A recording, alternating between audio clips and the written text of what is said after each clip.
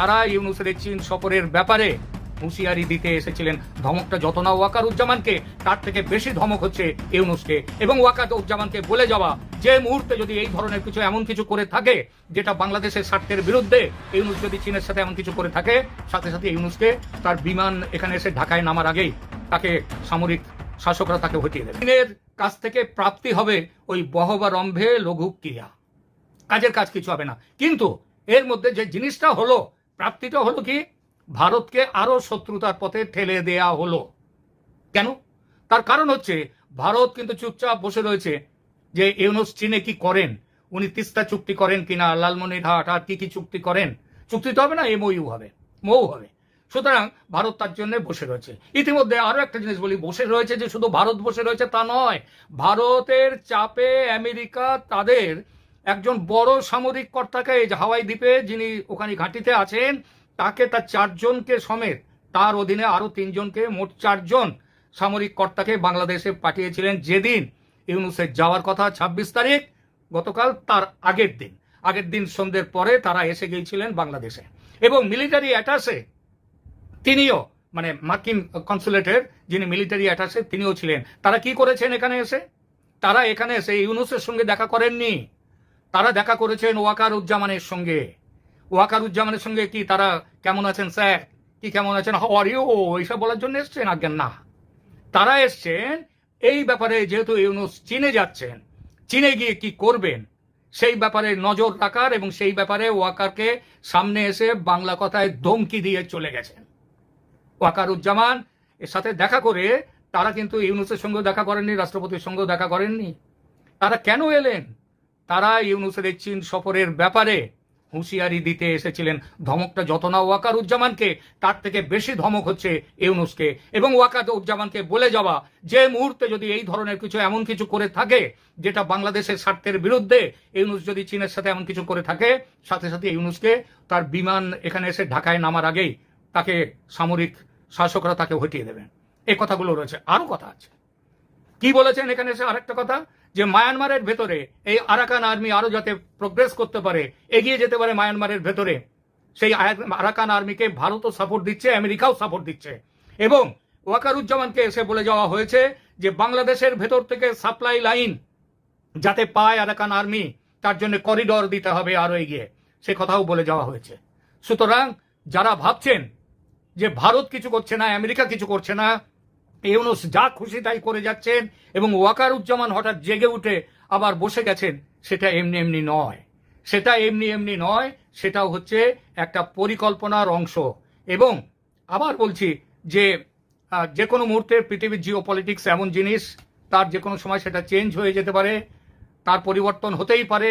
কিন্তু তাহলেও এখন যা পরিস্থিতি, তাতে অত্যন্ত বেশি সম্ভাবনা যে ইউনূস সরকার চীন থেকে যে এটা কোনো কিছু প্রাপ্তি না করেই তিনি এমনিতেই ফিরে আসবেন, এবং তার ক্ষমতায় বসে থাকার দিন আর বেশি নেই। ব্রেকিং নিউজ, সমন্বয়ক সার্জিস আর হাসনাতকে এনসিপি থেকে নিষিদ্ধ করার আলটিমেটাম দিচ্ছে বর্তমান বাংলাদেশের অন্যতম একজন সমন্বয়ক। বর্তমান আমাদের বাংলাদেশের এই বৈষম্য বিরোধী আন্দোলনকারীদের ভিতরে আপনার 2 দলে ভাগ হয়ে গেছে। একটা হচ্ছে এনসিপি, আর একটা হচ্ছে যারা নাকি বাংলাদেশ মনে করেন আপনার তথাকথিত স্বাধীন করছে, আপনার যারা নাকি আপনার শহীদ পরিবারের হয়ে কাজ করতেছে। মূলত বর্তমান আমাদের বাংলাদেশে 2 গ্রুপে আবদ্ধ হয়ে গেছে কিংবা ভাগ হয়ে গেছে। আচ্ছা, এই 2 গ্রুপের ভিতরে আসলে আসল সত্য গ্রুপ কোনটা আমি আপনাদেরকে ধরাই দিই। সেই গ্রুপের ভিতরে যদি সত্য গ্রুপ থাকে বা পিওর একটা গ্রুপ থাকে, দেশকে নিয়ে চিন্তা ভাবনা থাকে, তাহলে যারা নাকি মনে করি বললাম তথাকথিত, যারা নাকি আহত হয়েছে, আপনার হাত পা হারাইছে, পঙ্গুত্ব বরণ করছে, যারা নাকি এদের নিয়ে কথা বলে, এরা হচ্ছে পিওর বাঙালি, কিংবা এরা বাংলাদেশটাকে একটা সুন্দর জায়গায় দেখতে চায়। আর যারা নাকি বর্তমান এনসিপির গ্রুপ, এরা হচ্ছে রাজাকার, মানে তারা প্রকৃত রাজাকারের থেকে যদি আরো বড় কিছু থাকে, এটা হচ্ছে ওইটা। কেমন? বর্তমান আমাদের বাংলাদেশের যখন নাকি আপনার অন্তর্বর্তীকালে সরকার প্রতিষ্ঠিত হয়, তখন সমন্বয়করা বলছিল যে আমরা নতুন একটা বাংলাদেশ দিব, এবং যত তাড়াতাড়ি সম্ভব আপনার যতটুকু সংস্কার কাজ শেষ করা সম্ভব ততটুকু আমরা শেষ করে দ্রুত আকারে জনগণের ম্যান্ডেটের মাধ্যমে আমরা একটা নির্বাচিত সরকার বাংলাদেশে প্রতিষ্ঠিত করে আমরা আমাদের নিজ প্রতিষ্ঠানে আমরা ফিরে যাব। কিন্তু কোথায় গেল তারা নিজ প্রতিষ্ঠানে ভাই ঠিকই ফিরে গেছে, তাদের কথা আপনি ধরতে পারেন নাই। তারা নিজ নিজ প্রতিষ্ঠানে তারা ঠিকই ফিরে গেছে। দ্যাট মিনস আমি আপনাদেরকে বোঝাতে চাচ্ছি যে তারা যে অরিজিনাল জঙ্গিবাদী, তারা যে বর্তমান সাধারণ শিক্ষার্থীদের তারা নিজেরা খুন করে এবং এই খুনের উপর দিয়ে বা রক্তের উপর দিয়ে নিজেরা মনে করেন সরকার প্রতিষ্ঠিত করতেছে, এটাই হচ্ছে এদের মনে করেন মানে নিজেদের প্রতিষ্ঠানে ফিরে যাওয়া। উল্টো দিকে আপনার সাংবাদিক ইলিয়াস ভাই তিনি কি বলছে যে এরা বর্তমান আপনার শত শত কোটি টাকা কামিয়ে নেওয়ার পায়দারে চালাচ্ছে, ধান্দা করার চেষ্টা চালাচ্ছে এবং এরা বর্তমান ধান্দা করতেছে ভাই। কেমন এরা বর্তমান ধান্দা করতেছে আপনি দেখেন এই সমন্বয়ের ভিতরে আপনার সর্বোচ্চ ক্লুজকে পিনাকি আর হচ্ছে ইলিয়াস, তাই না? তাহলে এই ইলিয়াস যে মনে করেন ইঙ্গিতটা দিল, দ্যাট মিনস এটা 100% সত্য কথা। তাহলে আমরা ধরে নিতে পারি এরা এদের 14 গোষ্ঠীর কোনো ভাই সম্পত্তি না ভাই, ধরে কি নিব রে ভাই, 100% এরা হচ্ছে বাংলাদেশের ওই যে জুলাই ফাউন্ডেশনে যে মনে করেন আপনার কোটি কোটি টাকা যে মনে করেন দান করছে, ওই টাকার হিসাব এখন পর্যন্ত নাই। আসিফ ভুইয়া, আপনার এই মাহফুজ, তারপর হচ্ছে আপনার যে কি বলে ভুট্টো সাহেব, নাহিদ, হাসনাত, এরা শত শত কোটি টাকা বর্তমান কামিয়ে নিচ্ছে। তারা এর জন্যই আপনার কি এই 100 গাড়ি 200 গাড়ি দিয়ে মনে করেন দেওয়ার জন্য মনে করেন তারা পায়, সাহস পায়। বুঝেন নাই বর্তমান এরা কি পরিমাণ লুটপাট করতেছে? তবে যাই হোক, একটা বিষয় দেখে ভালো লাগলো এই ভাইটির বক্তব্য, সেটি হচ্ছে সমন্বয়ক সার্জিস আর হচ্ছে হাসনাতকে এনসিপি দল থেকে নিষিদ্ধ করতে হবে। যদি এনসিপি দল থেকে এদেরকে নিষিদ্ধ না করে তাহলে বাংলাদেশে এনসিপি নামে কোনো দল থাকবে না, বাংলাদেশে সমন্বয়ক সার্জিস হাসনাত নামে কোনো ব্যক্তি থাকতে দেব না। আমাদের প্রধান উপদেষ্টা যখন চীন সফরে রয়েছেন তখন আমেরিকা থেকে আবারও একটা খারাপ খবর আসলো। আমেরিকা থেকে এক প্রতিবেদনে বাংলাদেশ সরকারকে সংখ্যালঘু নির্যাতনের জন্য দায়ী করা হলো। সেই রিপোর্টে বাংলাদেশ সরকারের অকার্যকর ব্যবস্থাপনা সেটাকে দায়ী করা হয়েছে। বলা হয়েছে বাংলাদেশে সংখ্যালঘু নির্যাতনের হার বেড়েছে এবং সেটা এই সরকারের আমলে উল্লেখযোগ্য হারে বেড়েছে। সেই রিপোর্টের প্রতিবাদও করেছে বাংলাদেশ সরকার। সেই প্রতিবাদে সরকার কি বলার চেষ্টা করলো, রিপোর্টেই বা কি আছে? ইউএসসিআরআই এই প্রতিষ্ঠান, ইউএসসিআরআইএফ এই প্রতিষ্ঠানে প্রতিবেদনটি দিয়েছে। প্রতিবেদনটা তারা মার্কিন সরকারের হাতে দিয়েছে, যে প্রতিবেদনটা প্রকাশিত হয়েছে এবং সেখানেই বলা হয়েছে বাংলাদেশে ব্যাপক হারে সংখ্যালঘু নিধন হচ্ছে, সংখ্যালঘু নির্যাতন হচ্ছে, হত্যাকাণ্ড হচ্ছে, সংখ্যালঘুদের বাড়িঘরে হামলা হচ্ছে, আগুন দিয়ে জ্বালিয়ে দেওয়া হচ্ছে, তাদের উপাসনালয় পুড়িয়ে দেওয়া হচ্ছে, ভেঙে দেওয়া হচ্ছে, অনেক কিছুই এখানে উঠে এসেছে। অর্থাৎ বাংলাদেশে সংখ্যালঘুরা নিরাপদ নয়, সেটাই এই রিপোর্টে বলা হয়েছে। যুক্তরাষ্ট্র থেকে এই রিপোর্ট যুক্তরাষ্ট্র সরকারের চাপ আরও বাড়াবে বলেই ধারণা করা হচ্ছে।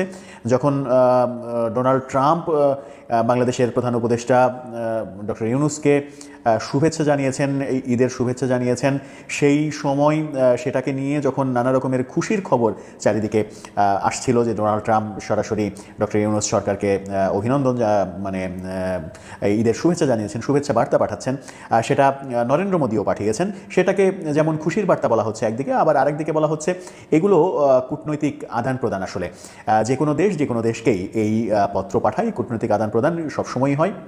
ভারত শুধু বাংলাদেশে নয়, এমনকি পাকিস্তানকেও এরকম শুভেচ্ছা বার্তা পাঠিয়ে থাকে। সুতরাং এটাতে উল্লসিত হওয়ার কিছু নেই, এই কথাও অনেকে বলছেন। যে রিপোর্ট ইউএসসিআরআইএফ থেকে আসলো সংখ্যালঘু নির্যাতনে, সেই রিপোর্টের প্রতিবাদ করেছে বাংলাদেশ সরকার এবং বাংলাদেশ সরকার বলছে যে পক্ষপাত দুষ্ট সূত্র থেকে এই খবর নেওয়া হয়েছে। বলা হয়েছে যে বায়াসড কিছু সূত্র থেকে এই তথ্যগুলো নেওয়া হয়েছে, যে সূত্রের কোনো গ্রহণযোগ্যতা নেই এবং এই সূত্র থেকে খবরগুলো নেওয়া উচিত হয়নি। তারা ইচ্ছা করলে এই সকল সূত্র থেকে খবরগুলো নাও নিতে পারত, তাহলে তারা অরিজিনাল খবর পেত। অরিজিনাল খবর বলতে বাংলাদেশ সরকার কি বোঝাতে চাইছে সেটা একটা গুরুত্বপূর্ণ বিষয়। কারণ বাংলাদেশে 5 আগস্টের পরে সংখ্যালঘু নির্যাতনের যে ব্যাপকতা আমরা দেখেছি, মন্দির ভাঙা, হিন্দুদের বাড়িঘর আগুনে জ্বালিয়ে দেয়া, তাদের বিভিন্ন আত্মচিৎকার আমরা শুনেছি, সেগুলোকে সরকার যেটা বলতে চাইছে সেটা হচ্ছে যে কোনো সংখ্যালঘু নির্যাতনই রাজনৈতিক কারণে হয়নি। এগুলো নাকি কোনোটাই রাজনৈতিক কারণে হয়নি। বাংলাদেশে 5 আগস্টের পরে যত সংখ্যালঘু নির্যাতনের ঘটনা ঘটেছে, একটিও রাজনৈতিক কারণে, রাজনৈতিক শত্রুতার কারণে ঘটেনি। সবই নাকি ব্যক্তিগত দ্বন্দ্বের জন্য ঘটেছে, জমি নিয়ে দ্বন্দ্বের জন্য ঘটেছে, আত্মহত্যার মতো ঘটনার জন্য ঘটেছে এবং পারিবারিক বিরোধের জন্য ঘটেছে। পাড়ায় মহল্লায় একজনের সঙ্গে আরেকজনের বিরোধ, এই ব্যক্তিগত বিরোধ, পারিবারিক বিরোধ, এগুলোর জন্য, ব্যক্তিগত দ্বন্দ্ব, এগুলোর জন্যই এই নির্যাতনগুলো, এই আক্রমণগুলো ঘটেছে। একটিও মবের দ্বারা হয়নি, একটিও রাজনৈতিক কারণে ঘটেনি। সরকার এমনটা বলার চেষ্টা করেছে। এর আগেও আমরা প্রধান উপদেষ্টাকে বিদেশি সংবাদ মাধ্যমের সঙ্গে সাক্ষাৎকারে বলতে শুনেছিলাম যে বাংলাদেশের সংখ্যালঘু নির্যাতন একটিও মবের সৃষ্টি হয়নি, মবের দ্বারা হয়নি, মব হয়নি, একটিও রাজনৈতিক কারণে হয়নি, পালাবদলের কারণে হয়নি, সবই হয়েছে কোনো না কোনো দ্বন্দ্বের কারণে, ব্যক্তিগত দ্বন্দ্ব, জমি জমা নিয়ে দ্বন্দ্ব, এটা দ্বন্দ্ব ওটা দ্বন্দ্ব, সবই নাকি তাদের ব্যক্তিগত কারণে। এটা কতটা সত্য সেটা আমরা যারা বাংলাদেশে বসবাস করছি তারা নিশ্চয়ই অনুধাবন করি। সংখ্যালঘু নির্যাতন শুধুমাত্র কি ব্যক্তিগত দ্বন্দ্বের কারণে হয়েছে, জমি জমা সংক্রান্ত বিরোধের কারণে হয়েছে, আত্মহত্যা সংক্রান্ত নানা রকমের জটিলতার কারণে হয়েছে? এটা কি সর্বৈব মিথ্যা প্রোপাগান্ডা নয়, নাকি আত্মরক্ষার্থে এক ধরনের ঢাল হিসেবে এটাকে ব্যবহার করা হচ্ছে যে ব্যক্তিগত দ্বন্দ্বের কারণে এটা হয়েছে? দর্শক, বড় ধরনের একটি খবর, সরকার উৎখাতের ষড়যন্ত্র। শেখ হাসিনা সহ ৭৩ জনের বিরুদ্ধে রাষ্ট্রদ্রোহ মামলা। যদিও শেখ হাসিনা দেশে নেই, বাকিরা আছেন কিনা ৭৩ জন, হয়তো দেশে কিছু আছে, বিদেশেও আছে, সবার বিরুদ্ধে রাষ্ট্রদ্রোহ মামলা হয়েছে। কেন? দেশে গৃহযুদ্ধের পরিকল্পনা এবং অন্তর্বর্তী সরকারকে উৎখাতের ষড়যন্ত্রের অভিযোগে ক্ষমতাচ্যুত প্রধানমন্ত্রী শেখ হাসিনা সহ ৭৩ জনের বিরুদ্ধে রাষ্ট্রদ্রোহের মামলা হয়েছে। স্বরাষ্ট্র মন্ত্রণালয়ের অনুমোদন সাপেক্ষে বৃহস্পতিবার ঢাকার মুখ্য মহানগর হাকিমের আদালতে মামলাটি দায়ের করে পুলিশের অপরাধ তদন্ত বিভাগ সিআইডি। আদালত তা আমলে নিয়ে সিআইডিকে মামলাটি তদন্তের নির্দেশ দেন। সিআইডি বিশেষ পুলিশ সুপার জসিমউদ্দিন খান এই তথ্য জানিয়েছেন। এখানে বলা হচ্ছে, জয় বাংলা ব্রিগেড নামের অনলাইন প্ল্যাটফর্মের মিটিংয়ে গৃহযুদ্ধের পরিকল্পনা করা হয় এবং সেখানে বর্তমান সরকারকে উৎখাতের ষড়যন্ত্র ছিল এই আলোচনায়। এই অভিযোগে ক্ষমতাচ্যুত প্রধানমন্ত্রী এবং বাংলাদেশের আওয়ামী লীগের শেখ হাসিনা সহ ৭৩ জনের বিরুদ্ধে রাষ্ট্রদ্রোহের মামলা দায়ের করা হয়েছে। এতে দ্বিতীয় আসামি করা হয়েছে যুক্তরাষ্ট্র আওয়ামী লীগের সহসভাপতি ডক্টর রাব্বি আলমকে। এছাড়া অনলাইন মিটিংয়ে অংশগ্রহণকারী আরো 503 জনকেও আসামি করা হয়েছে। তার মানে এই জয় বাংলা ব্রিগেড তার মানে লম্বা সময় ধরে তারা এই কার্যক্রম চালাচ্ছিল। এজাহারের বরাত দিয়ে সিআইডির এই কর্মকর্তা জানান, সিআইডির গোয়েন্দা তথ্য হাত হতে জানতে পারেন গত বছরের 19শে ডিসেম্বর অনলাইন প্ল্যাটফর্মের মিটিংয়ে জয় বাংলা ব্রিগেড গঠন করে একটি গৃহযুদ্ধের মাধ্যমে পলাতক শেখ হাসিনাকে পুনরায় প্রধানমন্ত্রীর ক্ষমতা বুঝিয়ে দেওয়া এবং তা নিশ্চিতকরণের জন্য শেষ নিঃশ্বাস পর্যন্ত যুদ্ধ করে যাবেন বলে অনেকে প্রত্যয় ব্যক্ত করেন। মোট 577 জন অংশগ্রহণকারী দেশে বিদেশের বিভিন্ন স্থান থেকে উক্ত জুম মিটিংয়ে অংশগ্রহণ করেন এবং শেখ হাসিনার সমস্ত নির্দেশ পালন করার ব্যাপারে একমত পোষণ করেন। তিনি বলেন, ডাক্তার রাব্বি আলম যুক্তরাষ্ট্র আওয়ামী লীগের সহসভাপতি হোস্টিংয়ে শেখ হাসিনা এবং কো হোস্ট অংশগ্রহণকারী নেতা কর্মীদের কথোপকথনের ভয়েস রেকর্ড পর্যালোচনায় জয় বাংলা ব্রিগেড নামক প্ল্যাটফর্মে দেশ বিদেশ থেকে অংশগ্রহণকারীরা বৈধ সরকারকে শান্তিপূর্ণ দেশ পরিচালনা করতে দেবে না বলে মর্মে আলোচনা হয়।